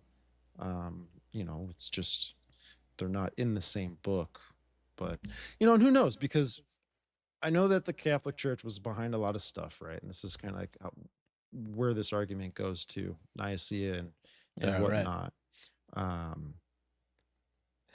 when you look at things moving throughout history like that, you can see the move and the counter move, and like the move and the counter move. So when they did that, right, they basically were in charge of reading the Bible to people and all this kind of stuff, and then boom, like the typewriter came out, right? And then people could start reading the Bible for themselves. Then you have like an explosion of like this Protestant Reformation, and where just everything divides away from the Queen Bee, in my opinion, the Catholic Church, right? Queen Mary, all this kind of stuff. If you look at it from a spiritual perspective, and God was just, it was a Tower of Babel incident where just God just said, nope, I'm going to create all these denominations. I'm going to set it free. It's never occurred to me like that. Oh, that's a good parallel. Sorry. See what I'm saying? Yeah. So God does these things purposely. And maybe his purpose is for not all to work out according to plan, but it gets the job done. You know what I'm saying? Right. So, right. Try not to go too crazy on that topic or whatever, because I think, you can get caught in a space where you think you know what you're talking about, but then you were ignorant to the information that that counteracts what your thoughts are. That makes sense. So that consistently happens when I open my mouth. It's a very interesting topic, man. It really is. Yeah, it's interesting because you just see and it was something that wasn't very clear to me in growing up in my church tradition, that like other church traditions had different Bibles. I didn't know that until like a year ago. And it's like I went to, a 12-year Christian high school and a 4-year Christian college. I had no clue that was a thing. And I see what you're saying. It does kind of put you in a kind of spinning rabbit hole that you can never get out of. Well, I'll tell you this too. Like, I come from like a independent fundamental Baptist like background. When I was back at home down South Florida, this is like what I was involved in and stuff. But here's the thing, like, and my buddy, works at the church. He's the principal there. He's an assistant pastor, all this kind of stuff. Like, I'll mention this question to him, right? And the Bible is God's word, and it's exactly perfect, and all this kind of stuff. But then they will believe that the King James Bible is the only Bible that is like perfect. Right. Yeah. Which then is alluding to an idea that someone is changing God's word, or at least in some sort of infiltration, and is working against it. Right. So with that idea, that they actually believe that something is happening against the word of God. So with that said, I think that, there is something happening against God's word. I think that, there's a war against it. Of course, there's a war against it. It's still here, which is incredible, by the way. Like, it's just like incredible amount of world leaders that have tried to destroy this thing, and it just hasn't really been done. Kids keep throwing rocks in caves and finding stuff. That just keeps happening. Yeah, man. I mean, the Dead Scroll or Dead Sea Scroll, right? Dead Sea Scrolls kind of helped back that stuff up as well. I mean, there's a bunch of other writings in there too that, the dates of these things hold credibility, and what people were reading at that time, and was this the worldview everyone had at that time? Because if that was the worldview that people had in that time, we are so far away from that reality. Yeah, and that almost seems like, what the attack to me, like what the attack on the Bible has been, is that every attack has been to kind of diminish as much as possible the supernatural worldview of the people who wrote it, and take that aspect out of it. Especially as like every translation that gets like more and more liberalized, that's what it's doing, is it's kind of taking that supernatural worldview out of it. So I'm curious kind of what your thoughts on there is, like what's going on there. And not to tack onto that, but like that's kind of what I thought when I read some of those other texts for the first time, is like there's way more supernatural stuff going on here. There's way more discussion of like some of the wild, not science, like the stuff that doesn't jive with the religion of science that we have now in here. And if I had read this as like an 8-year-old, I probably wouldn't have carried around the Kingfisher Science Encyclopedia that I did as a dweeb in 3rd grade. Like, life would have probably been a lot better. But it seems like a lot of those are very strategically chosen.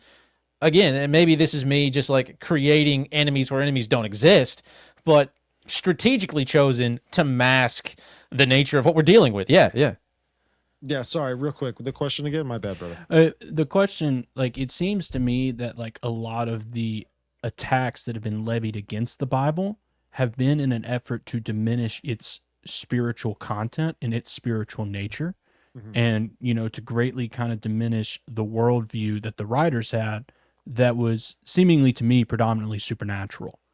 And so I'm kind of curious as what your thoughts are on that idea, if that's what's actually kind of going on. Yeah, and I look at it this way. I'm like, if Satan can't infiltrate or destroy what the message of the gospel, then he's going to do it somewhere else. Right. He's going to sift his way through and see how can I. These things, they don't really navigate with time and space, and so I really think that they have a way better idea of what's going to happen in the future and what's already happened in the past. It's weird, dude. It's like it's all on one spectrum rather than like we're in one direction with time. Their reality is like it's all over at once, and they're conscious in the way they can think. They can do certain things in your life to lead you, because they know in 5-10 years from what they just did now is going to impact you then, and this is like that metaphysical world. But I think that over time, that's what's happened. I think little by little, the supernatural perspective of the Bible has been taken away, right? Yeah. And it could have been easily manipulated by this spiritual world that we live on not being active, right? In a way, if something goes dormant or if something goes into hibernation for so long, you think it doesn't exist anymore. Right. And I think that that's what's happened with people today. It's kind of like, why don't they teach the Constitution in schools, right? Yeah. Because they don't want you to really know that information, because then you would look at something else with a different perspective. Well, the same thing goes with, why aren't they teaching that giants walked the earth in school, right? Like, or why aren't they teaching about a global flood catastrophe that hundreds of cultures around the world all Acknowledge talk about Yeah. you Yeah. know, because it'll start to shift your perspective and your belief system. I think that's what Satan's after. He's after your belief system. It's all he cares about. Doesn't care about your sin, doesn't care about any of this other stuff. Yeah, that stuff, you know, impacts your relationship with God, and it kind of like, you know, is his way of going, huh, God, you saw him do this, right? It's like a whole Job scenario. But he wants to manipulate your belief system the most, man. Yeah. And I felt that with my UFO experience, right? Because again, I think that what we did in that moment was a CE5 program. We just didn't know it. We were ignorant to it. Right. We were influenced by propaganda to go out with intent to see something, which is manifestation. It is like an occult Yeah. practice. Yeah.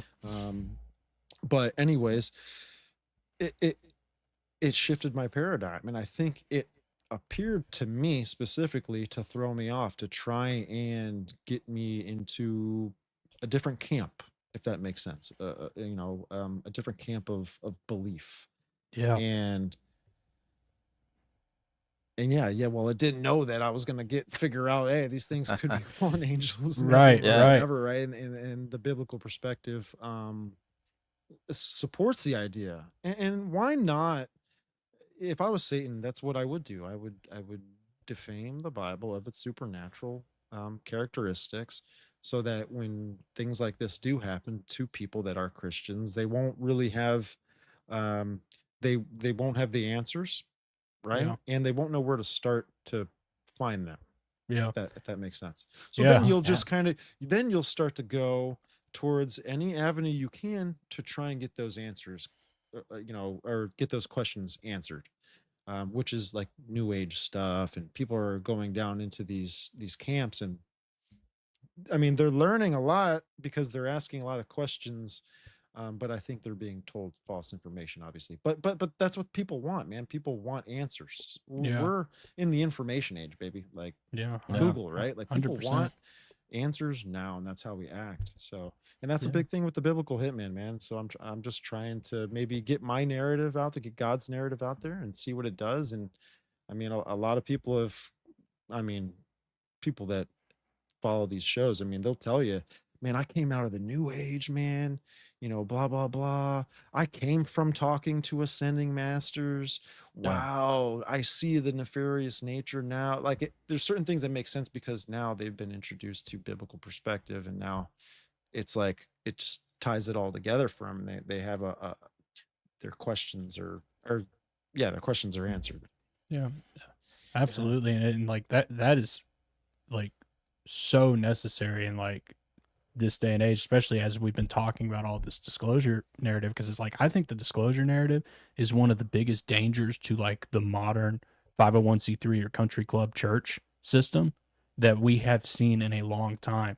Because it's like if they make whatever that is convincing, it is going to challenge the the worldview of the people who are in that system who maybe don't understand the supernatural aspects of the Bible that we've been looking into.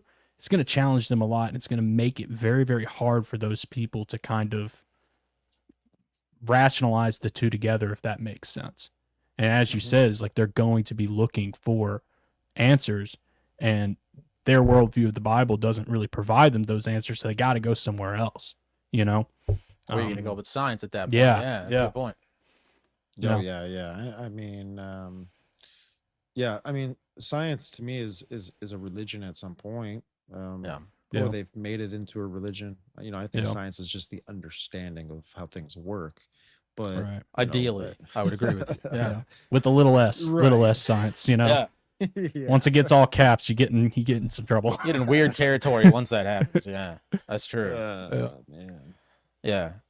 As we kind of, I guess, kind of start to wrap things up, to y'all's point, like the masking of the supernatural, just for a very like easy example, like it just went through this weird breakup, and towards the end of that relationship, she started seeing like this entity, right? This like thing. I couldn't see it, but it was. Hopefully, she's not listening. That'd be awkward.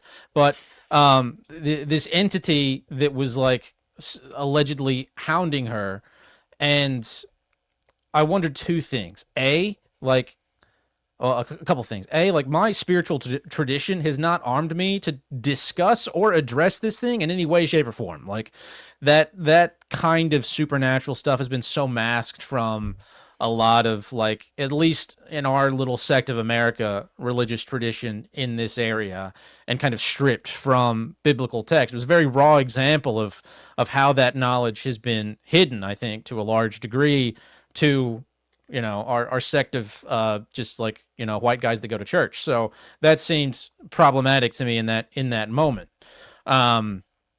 But as you were talking about, you kind of made it back around to your experience, and I'm curious as to your opinion. And yours, John, are all aliens demons? It's a great question, man.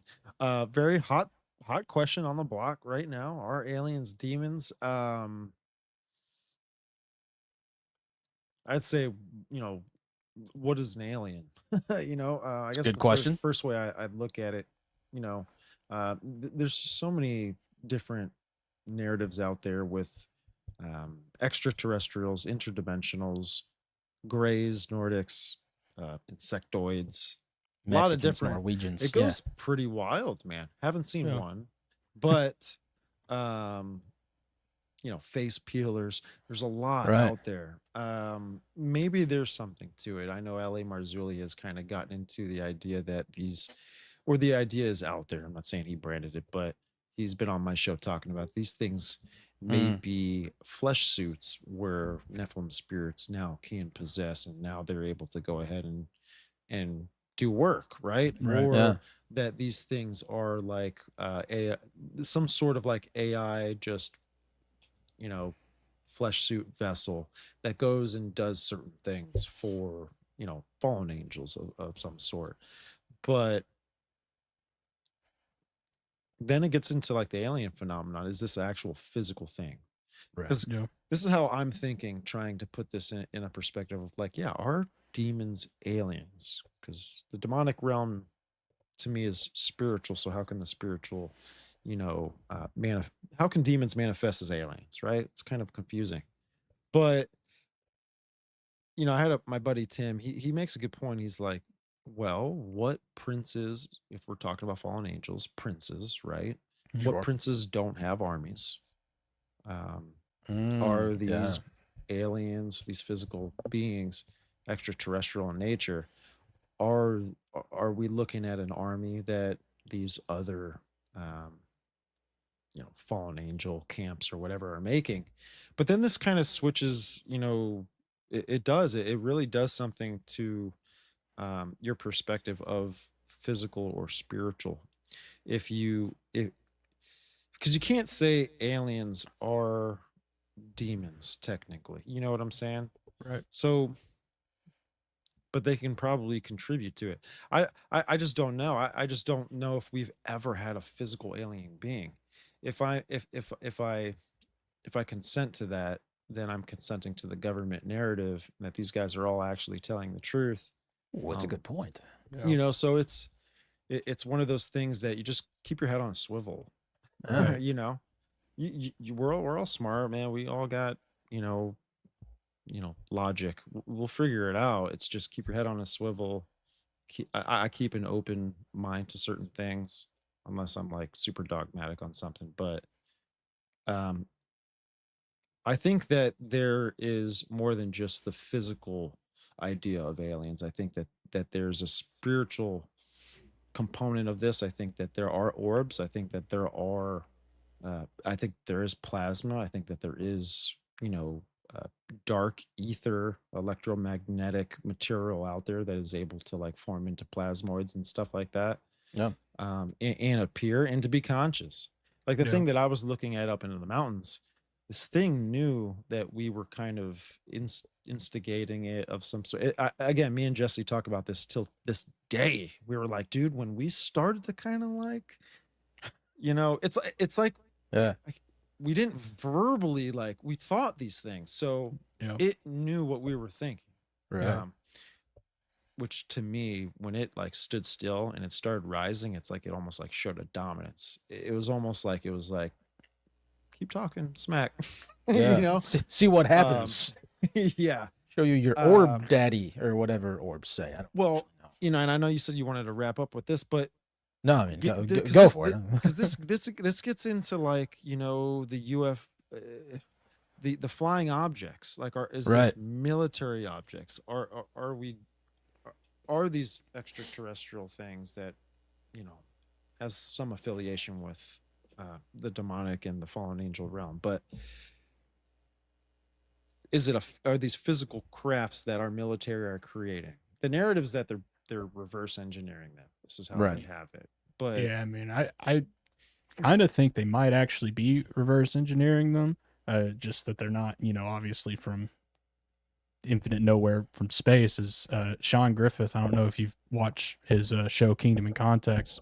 In his Investigating Babylon series, he talks about the ancient flying machines. I can't remember what the Babylonian flying machine was called. The Indian flying machine, they had Vimanas. Like all these ancient cultures had these flying machines kind of in their mythologies. And he kind of promoted the idea as like, hey, maybe they're just trying to kind of rebuild some of this ancient technology that was lost at some point. Some of the stuff Azazel may have taught some of the people. Yeah, it was very interesting. And like, I mean, what the Egyptian god Ra doesn't he have like a flying boat or something like that? Like a lot of these, even biblically, there's like chariots of fire. Yeah, in the sky, right? yeah. So, like a lot of ancient cultures had these like flying technologies, and you can get into where they got it from.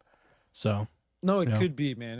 And again, that's why I am like open to the idea, because maybe these things we've come across or found or unearthed or discovered because they were either buried or just from the deluge, right? The flood. You're talking about things that were on surface level that definitely are not on surface anymore, but they're in these layers of the the geothermal layer of the ground or whatever it is. But yeah, maybe, right? Like maybe Bob Lazar could be telling the truth. Maybe they, or what is it? It's S4. Yeah, S4. S4 is back, reverse engineering the sports model and the Cadillac, whatever, all these different kind of model UFOs that they've probably maybe got from Antarctica. Maybe they took it from the Nazis. Maybe, who knows, right? Israel, who knows? I mean, yeah. Yeah. Now, I mean, I know I mentioned earlier, like, the Nazis they had campaigns, bro. Like they had missions way bigger than, what's the one, Operation High Jump, right? You see Operation High Jump as like this mission to go and retrieve certain things. Yeah. Well, the Nazis were doing these things on U-boats for years, man, and America had no idea about it, going from, Germany to Argentina to Antarctica, going back and forth. Who knows what's in the ice, man? Who knows what's in the ice over there? Right.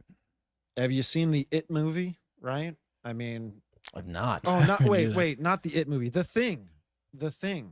I need to watch that. I've heard there's some weird stuff in that. Oh, yeah, I haven't seen it. I haven't either. I live under essentially Pride Rock. That's what I live under. They're in yeah. Antarctica. It's a research team. They go out there and actually find this UFO, and basically in the ice, they find an alien. They cut this block of ice out of Antarctica, and they take it into their base. It thaws out, and then you get the gist from there.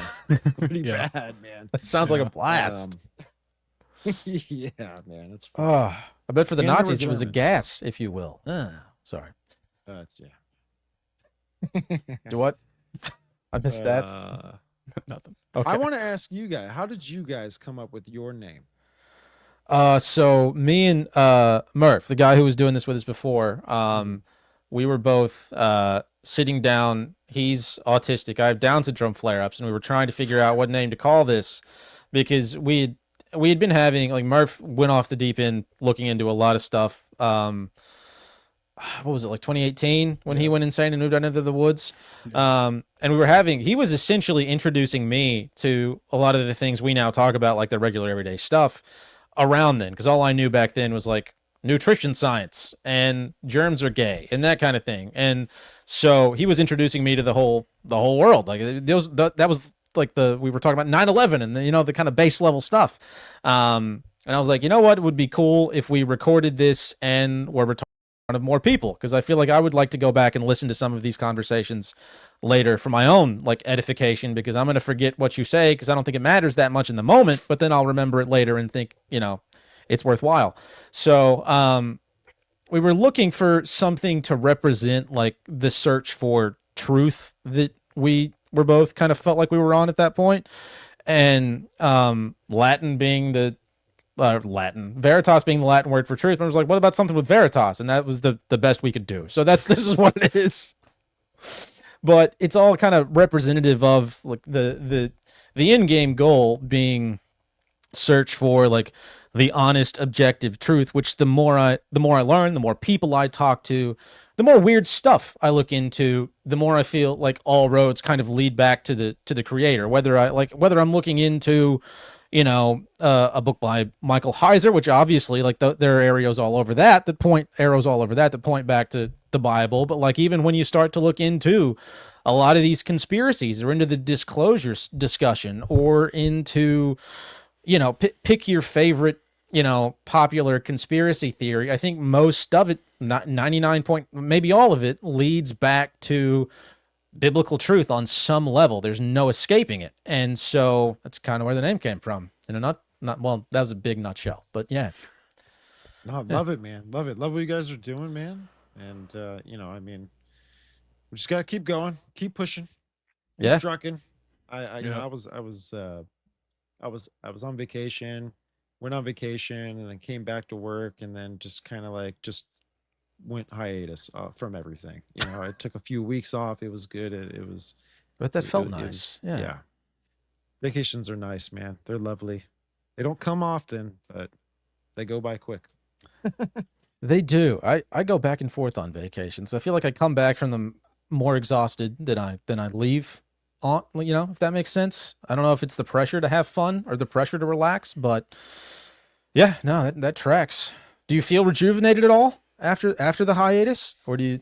I do. Okay. I'm actually like super motivated, man. Yeah, I'm gonna start pushing out a lot of content. I've got some research projects I'm working on. I'm gonna be doing more lives on YouTube. I want to be able to interact with the community a lot more, and it kind of gives like that face to face interaction. So right, it's something I want to do, and just work on the show, work on developing it. Every little bit I can, I'm trying to maybe come up with some new editing things to kind of spice up some stuff. That never hurts. A little spiciness always helps. Yeah. Yeah. No, I'm pretty new actually to your show. John has been watching, I think, for a while, but huge fans. Keep it up. It's incredible. And I think you're doing a service to the people that are listening. So yeah, man, we love it. Yeah, definitely for me guys, is man. like, shows like yours, shows like NDS and Ed's shows like have been a really like formative for me as I've kind of taken a new journey in faith and just in trying to actually figure out, what the world actually is, kind of getting to see all of this from what I kind of view now to be the proper biblical perspective has been very helpful for me. And all you guys have been massive parts of that. So definitely That's keep up it, what man. you're Dude, doing. we're all on this journey, man. We're all on it. Yeah. That's a wild ride. Yeah. It is. Yeah.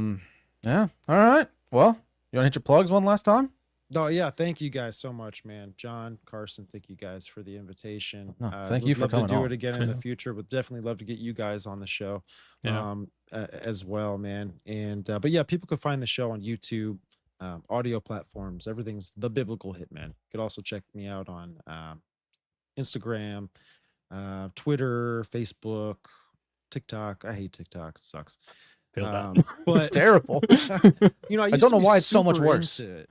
Used to be super into TikTok, dude. Then I started Were you? creating content, and then I was like, I hate TikTok, dude. I hate it. I've never Copyright interacted me with it again. enough to like understand. I just hearing about it makes me hate it. I get on there only to post things. I don't scroll through it. I'm scared. I'm scared to scroll through it. I'm too hopefully impressionable. My wife's not sitting next to me because, geez, the things that pop up on there, man, are like, what in the world? All this book talk stuff. It's weird. That's a thing, right? I don't know. No, You know what I'm it's talking about? No. But it's essentially like softcore porn for soccer moms. It's all over TikTok from what I hear. Everybody at work, all the lady. I work in the insurance industry, and so it's all a bunch of aggressively frumpy middle-aged women. That's like 90% of the people I work with. Very dumpy, and they all they love their like I don't know their vampires and whatever other things are happening on the book talk. Yeah, it's a big thing apparently. Wow. Yeah. Right on, man. Yeah. Man. Well, It's guys, supposed- listen, I loved this conversation. I thought it was a fun conversation, man. And Yeah. you know, thank you guys for for having me on. Hopefully, we all kind of like made some connections, man, with some of the stuff we were kind of making conclusions with. The whole Sophia thing with AI, I'm gonna have to really kind of dig and pick that apart now because I don't know, it just kind of felt right. So when it usually feels right and it comes together and there's a conclusion behind it, just dig into it. Maybe there's something there. Who knows? But Yeah. now I'm Agreed. down that rabbit hole. Thanks, buddy. We try. Yeah, man. Thanks for coming on. It's been a Massive blast. thanks, dude. It was Yeah. awesome. Yeah, Right on, it's been guys. glorious. Right on, guys. So, folks, thanks for listening. Be sure to check us out on all the socials, whatever those are. I'm losing track of what they are. So check us out on all of those, Instagram, YouTube, all the good places. We will be live Tuesday for Touch Me Tuesdays because we're live every Tuesday where we talk about the things that touch me that week, and hopefully we can touch you too. We like to touch people. So thanks. Yeah, thanks for listening. And anything else, John? We have anything coming up? Yeah, just tune in tomorrow. We'll rerun that germ theory. That's terrain right. theory episode tomorrow around 7. I'll premiere that on YouTube. That was a pretty good episode. It was a good I enjoyed it. conversation. So be sure to check that out. Nice. And I'm then- intrigued by it. I'll probably tune into that one too. I'm honored. Yeah, the Germ germ theory. versus terrain theory is fascinating, especially in light of all the stuff that happened in 2020, in my opinion. Oh, Yeah. right. And in like we kind of started from like the history of like Pasteur versus Becamp, and then kind of built in the entire story, and then built into kind of what we think the purpose of all of it is. Yeah. it was a good time. I learned a lot during that that too. discussion. So yeah. Yeah. So be sure to check that out, and then more to come. Yeah. So All right, folks. Well, thanks for listening, and we'll catch y'all on the next one. appreciate it. God bless, guys. Yeah.